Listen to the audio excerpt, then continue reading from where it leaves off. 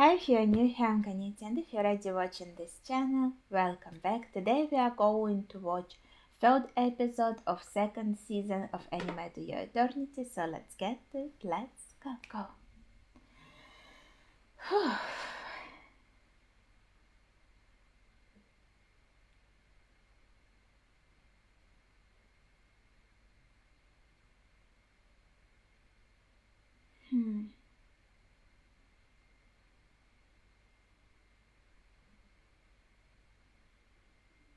A lot of them.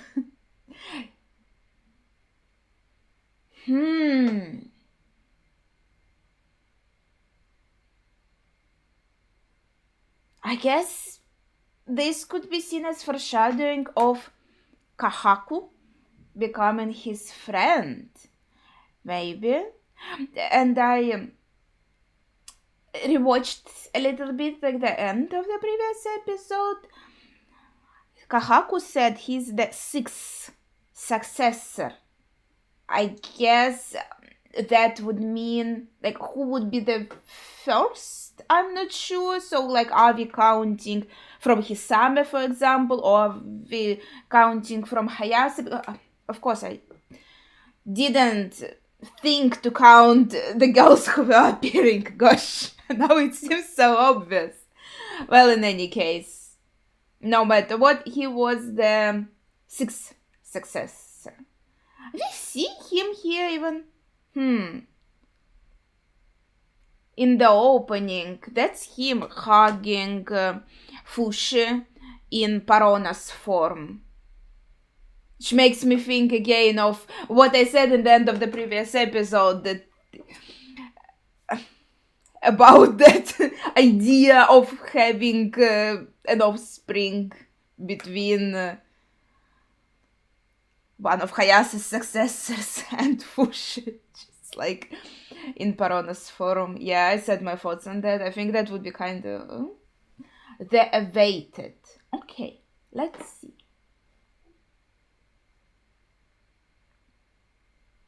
Yeah.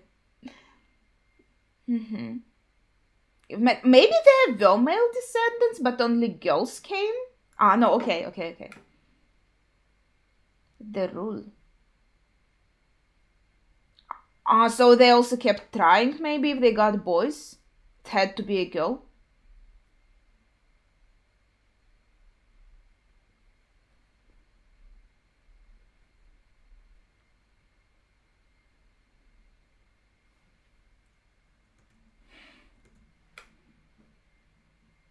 Did they try?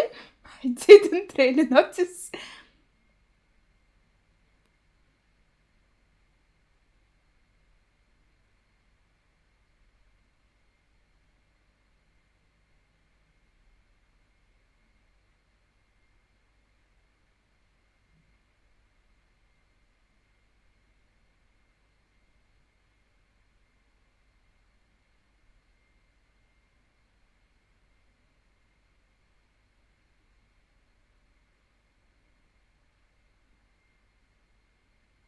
Oh.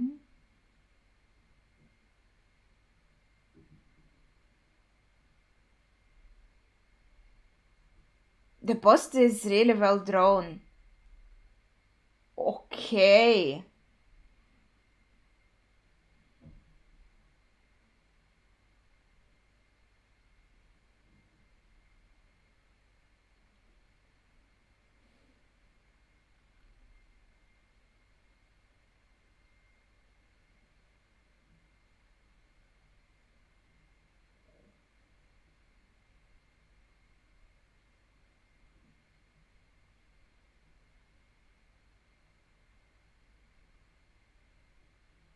Yeah, I've also noticed they mentioned in the previous episode that Guardians do a pretty good job of fighting the knockers.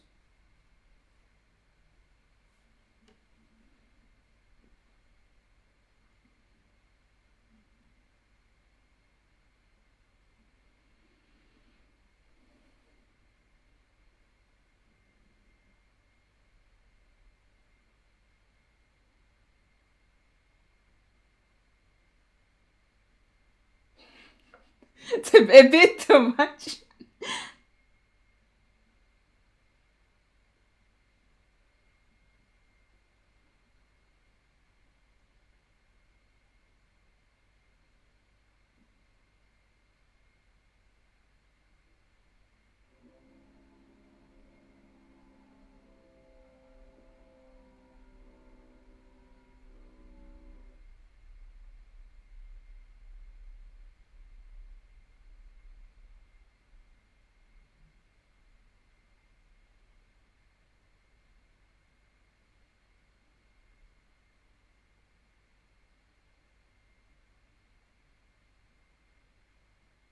Well, he really does do miracles, so seems legit.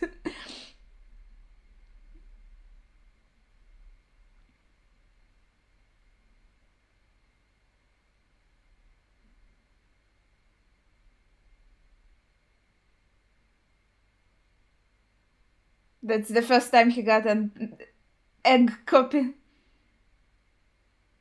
Oh, he's using his knocker arm.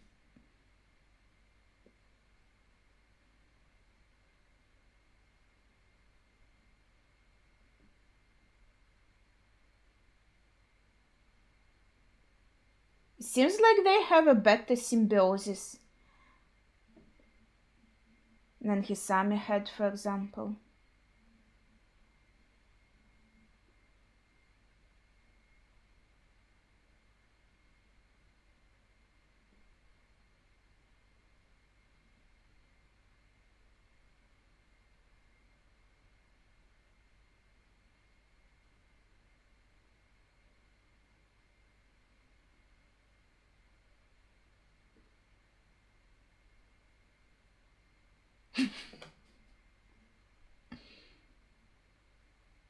We have a lot of options. Famous. Oh no.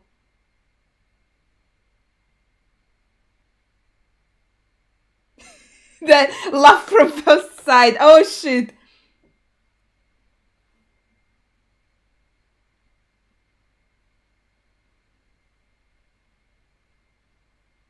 She's really pretty.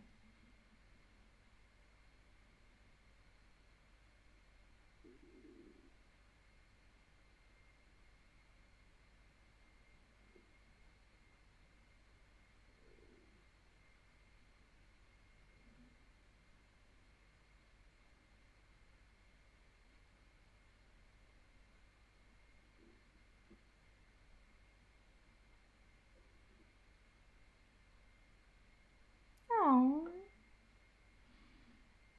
you cute.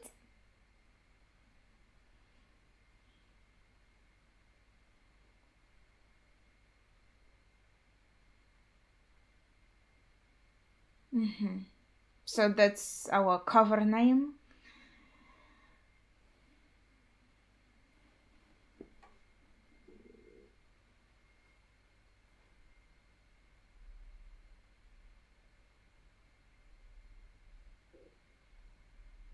Mm-hmm.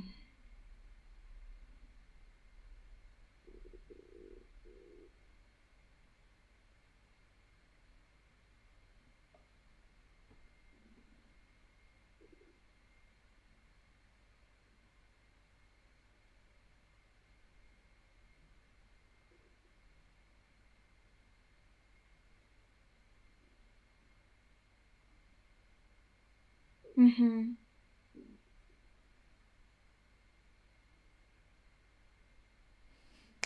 That's good advice.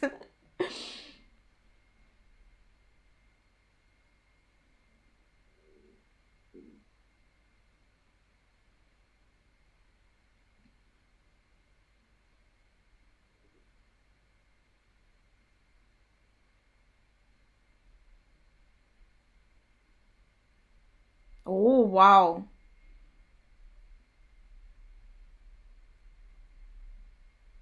That's a character from the opening.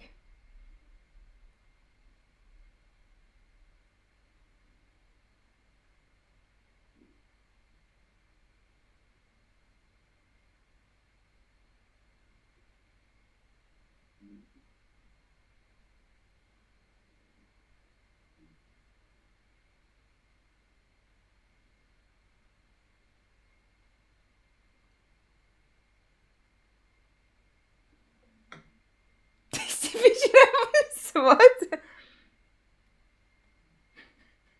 What the heck is this?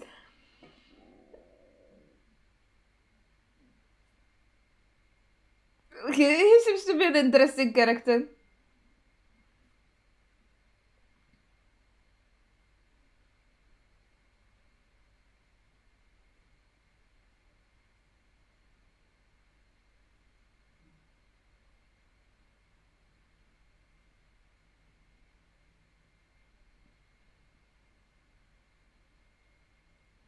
He's scared.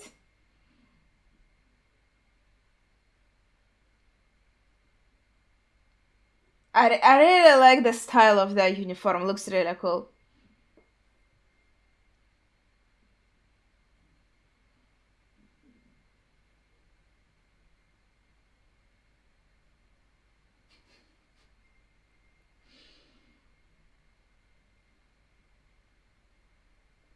Seems to be having them always.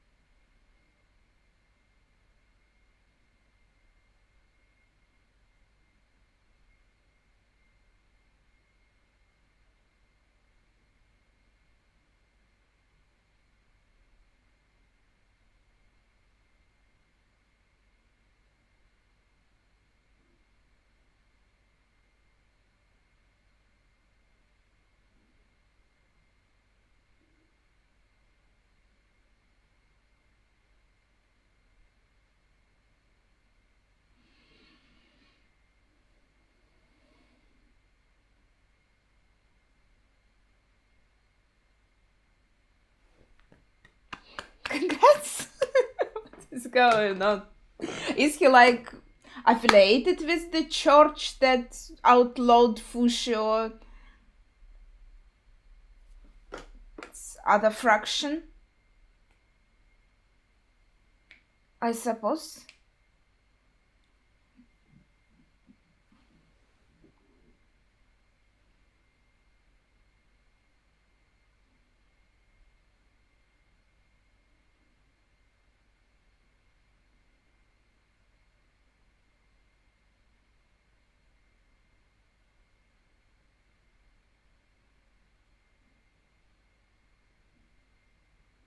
That's cute.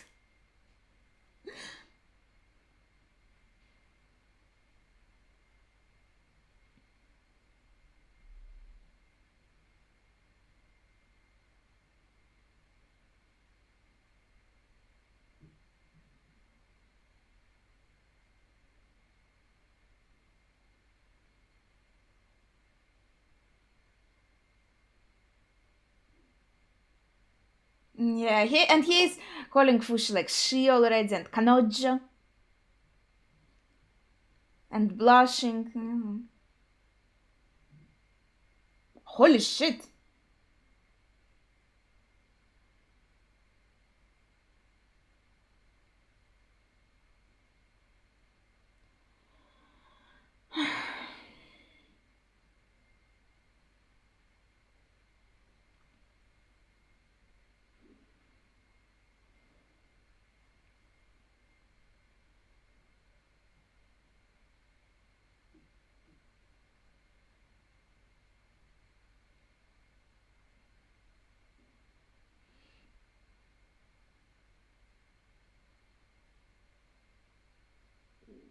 Um.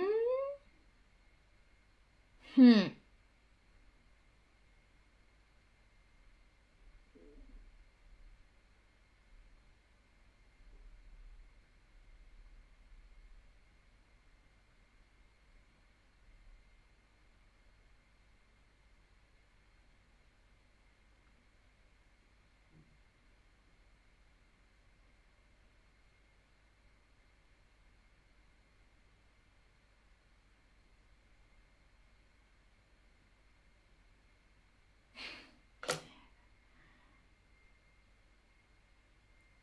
Does he want something?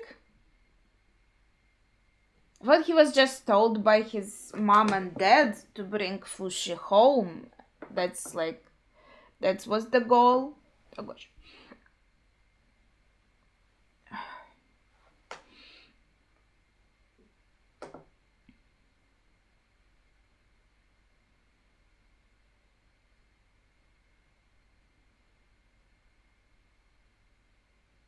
They seem to be genuinely excited.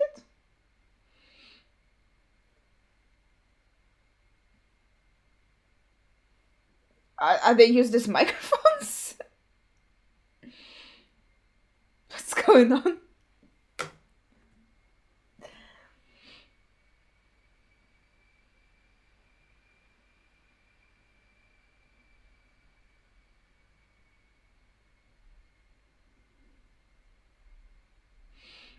Oh wow, that's a pretty place. That's his dad? I imagine someone much more intimidating. Oh my gosh, that's cute.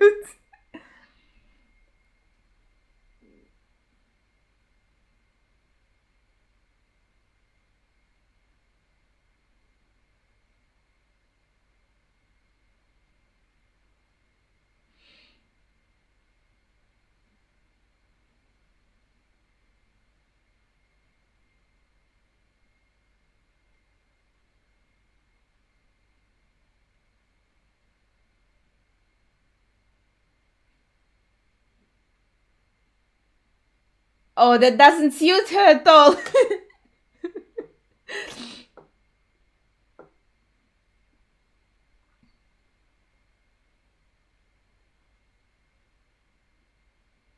This is interesting. Pink drink and the cups are so peculiar. Oh, Paco is so cute.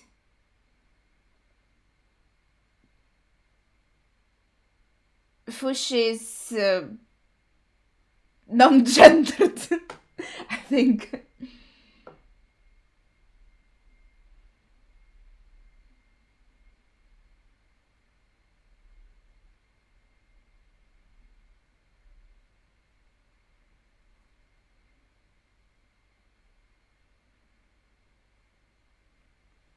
So they had no idea what to do with Fushi.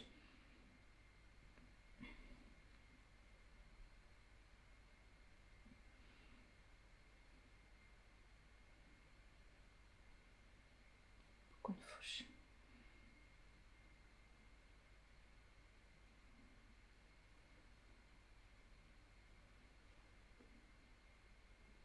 Mm-hmm.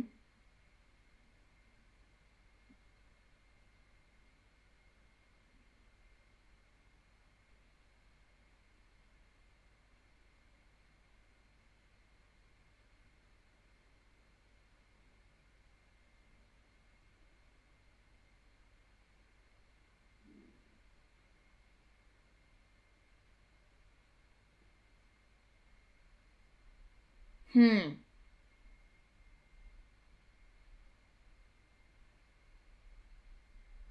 Is it possible? Is it even a real diary?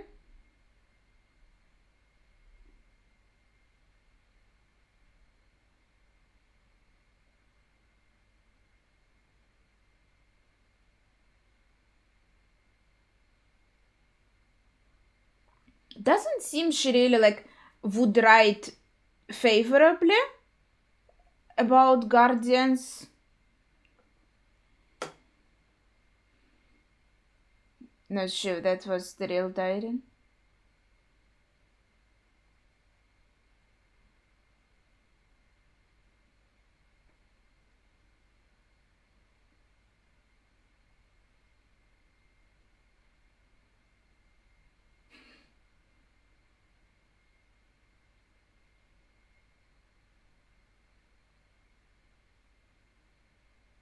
Oh, so this is the church fraction.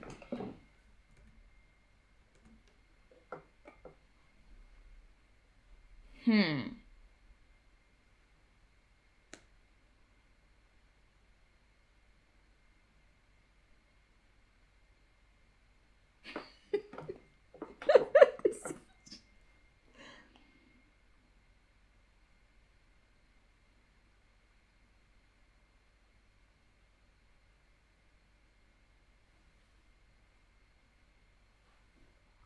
That priest is really pretty.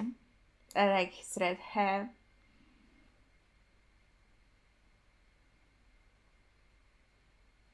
Torta is his little brother.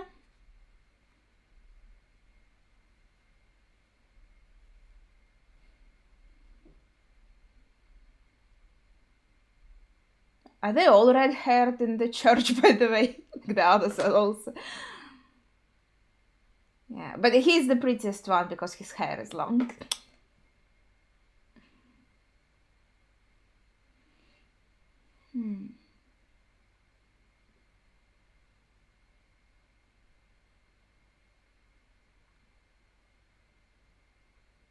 He recognizes all the forms.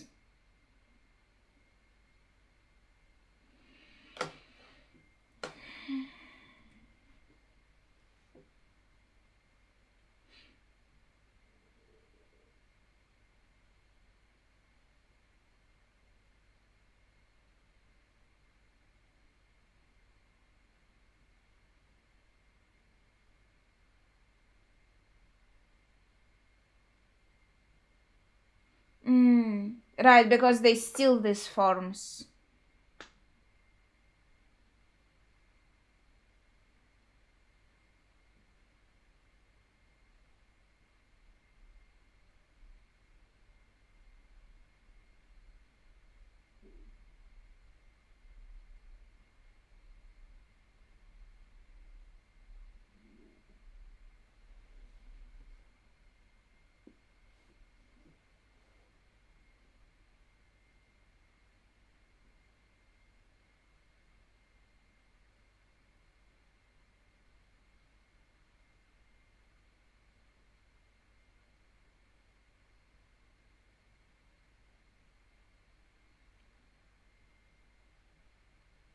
You think it works like that?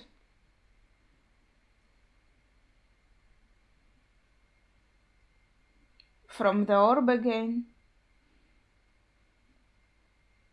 Yeah, I guess he would still be the orb. Does he have some kind of connection with the creator? Or did creator talk to him?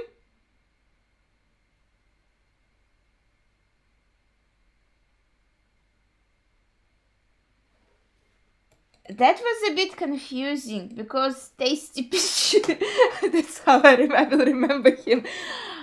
He seems to have like his own like mind and personality and everything. He seems to be his own person. He has like parents and family and stuff. But he was talking to someone, like when we met him after we got into a trap. He seemed to be talking to someone, but we didn't see that person.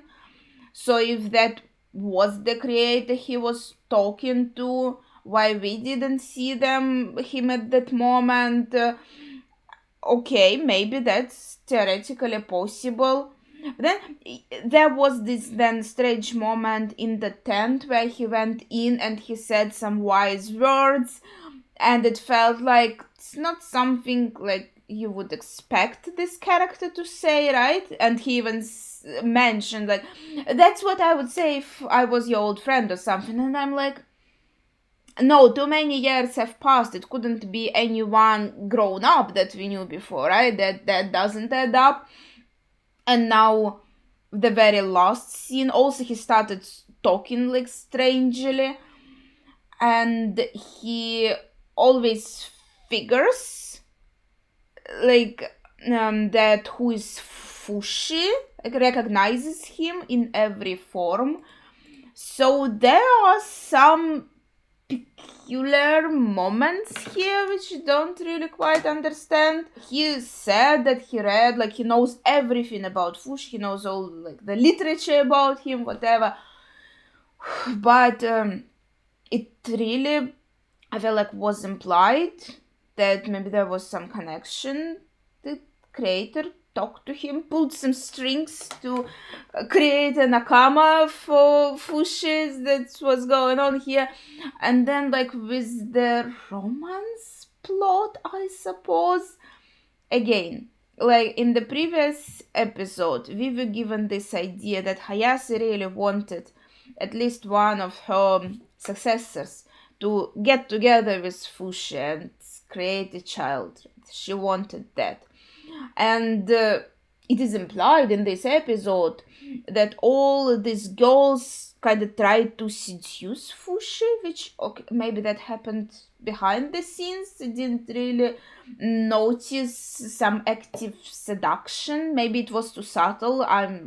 I'm too thick-headed to realize like that they were hitting on him, I suppose. I mean that matches up. I'm like that in real life probably too. I need things to be said more directly, so maybe I just missed the advances. But in any case, now we do have Kahaku, and yeah, again, I said that it kind of feels strange for me if he gets together with Fushi when Fushi is in Parona's form, because it would feel like using Parona's body in a way that she didn't consent it to be used, you know what I mean? But at the same, like, how do we see the copies that Fushi creates? It's like all him, it's just him taking different appearances that also translate like the physical qualities and abilities of these people. I guess, yes, that's how it is. It's just them visually, physically, but not really them as souls and personalities. These souls have moved on. So it's just like Parona's vision. Yes, Parona's vision, but like her soul is not there. So we kind of perceive these characters also Fushi just with a different vision, but still I kind of, there's something about this I don't like. At the same time, Fushi doesn't seem to have any romantic or sexual interest. He becomes attached to humans like friends, but he seems to be like asexual and maybe even aromantic in so many meetings and talks to people. Well, he was also kind of like a child mentally most of the first season, and those initially, I think, yeah, I say he usually because yeah, usually it's form of this boy, but again it's an orb at the start. So well, in Russian it would be feminine. Sfera is a feminine word, so it would be she, but technically an orb is like it. Even it's not even they in English, it would be it. But obviously Fushi is like a living being with thoughts and feelings, so we can't really say it. So I think the reasonable would be it would be reasonable to assume that Fushi is like a non-gendered entity, like they, how they call it. Not even non-binary is there a word for a person like without gender at all. I think that would be Fushi, right? Theoretically, as there was some progression from being a child to being more like an adult. And as we saw Fushi in the first episode of this second season, he seemed to have really like grown up mentally, but he never had some kind of awakening that you could have theoretically in your teenage years about more physical parts of life. Even though I feel like romantically, I was even in kindergarten, in very like maybe beginnings of I was super small when I had my first crush. So like romantic feelings, they can appear very early, although maybe that's kind of also differs from person to person, and obviously in Fushi's case everything will be even more like individual. But what I'm trying to say is, I guess theoretically it is possible for Fushi to have some romantic awakening towards a person, but Yeah, I'm not sure if that's happening. Obviously, Kahaku likes Fushi in Parona's form because she's so pretty. And we also have this Peach guy. Also seems to think that Parona looks quite cute and seems to be a lot interested in Fushi. So we could even theoretically have a love triangle, but the whole idea is, and kind of keep repeating it, that I need to find some friends, I need to find some nakama to help me in this fight against knockers. So ideally I would expect it to be more like a quest of finding these friends and then them inevitably dying and Fushi taking their forms. That's obviously, characters that I was writing down from like the first season, right? Well, don't look at that. That's like plans for my game. Doesn't matter. And yeah, it's mirrored, but the idea is that these are like crosses. I put them near the names of the characters who are dead. And look, like all the characters that we had, they all have crosses near them. So, I'm not expecting a lot of people to survive, to be quite honest. It just seems to be a nature of this anime. Whew. And finally, something else I wanted to add. There was a question, right, in this episode. Will the knockers just reappear and reappear and reappear, or is there something that can be done to just get rid of them for good? I kind of had that impression for a while, maybe that it is endless, or maybe, as the creator said, like when you can replicate the whole ocean, consider it done. So maybe at one point when Fushi becomes experienced enough, when he gets to that like high 99 level, when he climbs that high up, then maybe either the knockers could be just completely eliminated, all their seeds, and they won't be a problem anymore, or something else. Because on one side, I said in one of this, like in the first episode, right, that maybe he has to just like replicate the whole earth, right, and maybe become the new earth, especially since he's in the form of an orb, the same as a planet. Now I'm kind of like, exploring that thought, right, that orb could become a planet, and he would be replicating not just one person at a time, but he would be replicating a whole planet at the same time. And in this way, this memory of all these people and everything will be kept and saved, preserved. But as he was saying, these replicas, they only say the things that I already heard them say, etc., etc. It's just an echo of a person. It's not really that person. So even if my theory would theoretically be correct, right, and that orb would be a stand-in for a new Earth with all its inhabitants, it would be just an echo of an Earth, always stuck in this one moment of existence, which is like, yeah, it's a memory, I suppose, but it's not really a substitute. So, yeah.